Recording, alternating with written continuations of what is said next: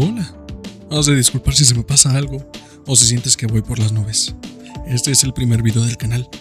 Yo soy Villandes, tu narrador, y estás dándole la bienvenida a Ciencicando, en donde la ciencia se aprende criticando.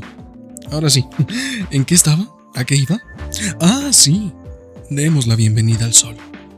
Esta estrella que, a pesar de su absoluta dominación gravitatoria y energía local, se define por una ineficiencia termodinámica asombrosa y una mediocridad estructural que la sitúa como una simple estrella de suburbio.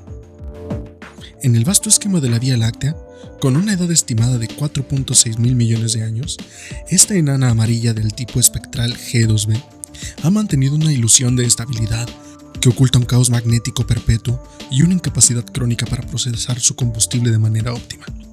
El Sol se presenta a sí mismo como el arquitecto de la vida, pero una inspección técnica sugiere que es más bien un reactor nuclear masivo, con un sistema de gestión de energía que tardaría millones de años en entregar un solo paquete de datos, si fuera una red informática. Permíteme hablarte de sus características, fallos y pretensiones de este gran objeto celeste.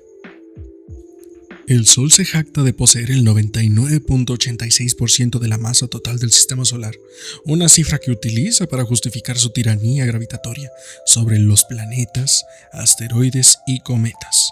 Sin embargo, al analizar su currículum químico, se observa que es más una mezcla de los elementos más vulgares del universo: hidrógeno y helio, mientras que planetas como la Tierra han logrado una complejidad química envidiable. El Sol permanece estancado en un estado de plasma supercalentado, incapaz de formar una sola molécula compleja debido a su propia temperatura. La metalicidad del Sol, un término que los astrónomos usan para describir cualquier elemento más pesado que el helio, es sorprendentemente baja. Esta supuesta fuente de luz es en realidad un objeto extremadamente opaco donde los elementos actúan como obstáculos en lugar de contribuyentes activos a su estructura. En el corazón del Sol reside su mayor pretensión, el núcleo. Con una temperatura aproximadamente de 15 millones de grados Celsius y una densidad de 150 gramos por centímetro cúbico, es el único lugar donde se produce la magia de la fusión nuclear. Sin embargo, desde una perspectiva de ingeniería, el núcleo solar es un desastre. Solo el 10% de su masa total tiene las condiciones necesarias para fusionar hidrógeno en helio. Esto significa que el 90% restante del Sol es simplemente peso muerto, una cáscara masiva que solo sirve para comprimir el centro. El proceso principal de la cadena protón-protón es increíblemente lento. Un protón individual en el centro del Sol puede esperar miles de billones de años antes de lograr una colisión exitosa que resulte en una fusión. Si el Sol solo fuera un motor de combustión, sería rechazado por cualquier estándar de eficiencia moderno. Cada segundo transforma 600 millones de toneladas de hidrógeno en 596 millones de toneladas de helio. El error de 4 millones de toneladas se convierten en energía, una tasa de conversión de apenas el 0.7% de la masa involucrada. Esta ineficiencia es, irónicamente, lo que le permite que el Sol no explote de golpe, dándole una longevidad que confunde con estabilidad. Si el núcleo es ineficiente, la zona radioactiva es el epítome de la burocracia energética. Los fotones de rayos gamma producidos en el núcleo deberían, en teoría, viajar a la velocidad de la luz hacia la superficie. Sin embargo, en el interior solar es tan denso y caótico que estos fotones no pueden avanzar más de unos pocos milímetros antes de ser absorbidos y reemitidos por un átomo. Este proceso, conocido como el camino aleatorio, obliga a la luz a rebotar billones de veces dentro del Sol. Las estimaciones técnicas sobre el tiempo que tarda un fotón en escapar de esta zona varían desde los 170.000 años hasta los varios millones de años, dependiendo el modelo de opacidad utilizado. Esta demora significa que la luz solar que percibimos hoy es el resultado de una reacción nuclear que ocurrió cuando los humanos modernos ni siquiera habían abandonado África. El Sol es un proyector de cine que está transmitiendo contenido con un retraso de milenios, una latencia que hacía colapsar cualquier sistema de comunicación moderno. Y eso no es nada. Al salirle de la zona radioactiva, la energía llega a la zona de convección, que ocupa el último 30% del radio solar. Aquí, el Sol renuncia a la transferencia de energía elegante y opta por la fuerza bruta. Grandes burbujas de plasma caliente suben hacia la superficie, se enfrían y vuelven a bajar. Este proceso crea la granulación de la fotosfera, una apariencia de arroz, digamos arroz hirviendo, donde cada grano es del tamaño de un continente terrestre. Pero, ¿el verdadero problema de personalidad del Sol se manifiesta en su rotación? Al no ser un cuerpo sólido, el Sol sufre de rotación diferencial, una incapacidad para girar de manera uniforme que genera un caos magnético perpetuo. Esta diferencia de velocidad estira las líneas del campo magnético como si fueran bandas elásticas, un proceso llamado efecto omega. Eventualmente, estas líneas se retuercen tanto que se rompen y emergen a través de la superficie, creando manchas solares y llamaradas. El Sol es un imán gigante que no sabe mantenerse organizado, y nosotros pagamos las consecuencias de sus berrinches magnéticos. El Sol se vende como una enana amarilla, pero eso es poco más que una estrategia de branding astronómico basada en nuestra atmósfera. En realidad, el Sol emite luz en todas las longitudes de onda del espectro visible, lo que resulta en una luz blanca pura. Si el Sol fuera realmente amarillo, las nubes blancas y la nieve se verían amarillentas bajo la luz. La confusión radica en la dispersión de Rayleigh.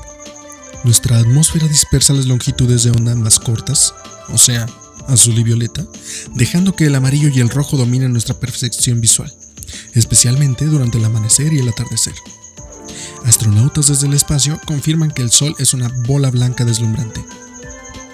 Para añadir más confusión, y si quieres, analizamos el pico de emisión de la energía del Sol utilizando la ley de desplazamiento de Wien.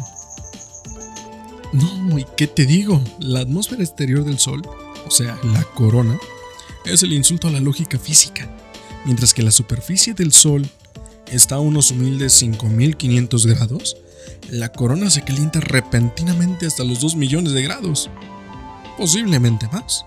Según las leyes de la termodinámica, el calor no debe fluir de un objeto más frío a uno más caliente sin una fuente de trabajo externo.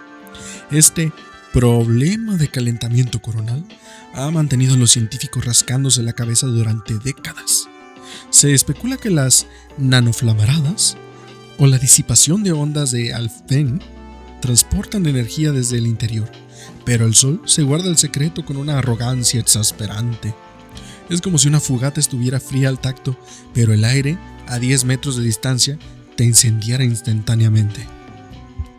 Cada 11 años, el Sol invierte sus polos magnéticos. Actualmente estamos en el ciclo solar 25, que comenzó en diciembre de 2019. Los científicos, en su eterna lucha por predecir el comportamiento de esta masa de gas, pronosticaron que el ciclo 25 sería débil. Se equivocaron. El Sol ha estado mucho más activo de lo previsto, alcanzando su máximo solar en 2024, con un número de manchas solares que superó los picos de los últimos 20 años. Esta variabilidad no es solo académica. Durante el mínimo de Maunder, o sea, de 1645 a 1715, las manchas solares prácticamente desaparecieron, aunque se asocia este periodo con la pequeña edad de hielo. En Europa, la ciencia moderna sugiere que las causas principales fueron volcánicas y que el Sol simplemente tuvo una coincidencia temporal en su baja actividad. Sin embargo, el Sol se lleva el crédito histórico de haber congelado el Támesis, alimentando su leyenda de controlador climático. A pesar de su importancia para nosotros, en el esquema de la Vía Láctea, el Sol es un don nadie. No es la estrella más brillante ni la más grande. Mucho menos la más masiva. Se encuentra en el brazo de Orión, una zona residencial tranquila y alejada del centro galáctico. Además, su tamaño es ridículo comparado con los verdaderos pesos pesados de la galaxia. Estrellas como UI Scuti o Stephenson 218 hacen que el Sol parezca un átomo.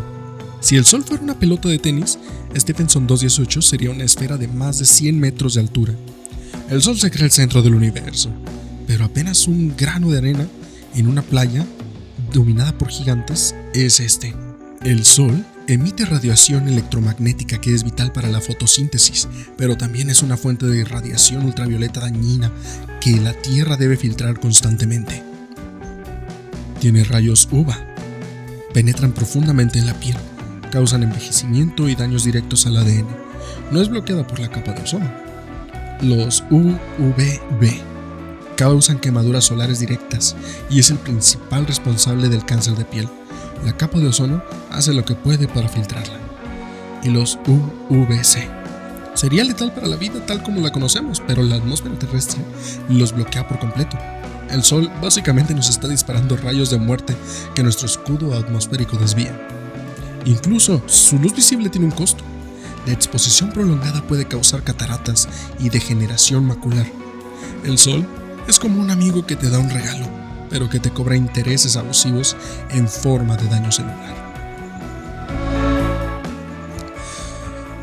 En su núcleo, ese reactor caótico está sosteniendo, en este preciso instante, la arquitectura de cada uno de nuestros pensamientos, el pulso de cada obra de arte y la fragilidad de toda la vida que ha respirado en este pequeño grano de arena azul. No somos algo aparte del Sol. Somos el Sol mirando hacia atrás, tratando de entender su propio fuego.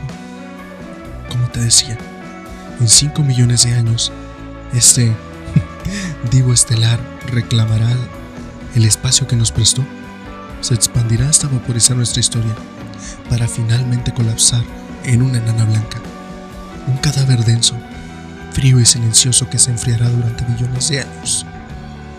En la oscuridad, el Sol es nuestro alfa y será nuestra tumba. Apreciarlo no es un acto de adoración, es un acto de reconocimiento. Somos parte de su aliento de fuego, consumiéndonos en tiempo real. La próxima vez que sientan su calor en la piel, no piensen en el verano. No piensen en el verano. Recuerden que están tocando una historia de miles de milenios, que tiene fecha de caducidad. Yo soy Villandes. Esto fue Ciencicando. Cuídense del Sol.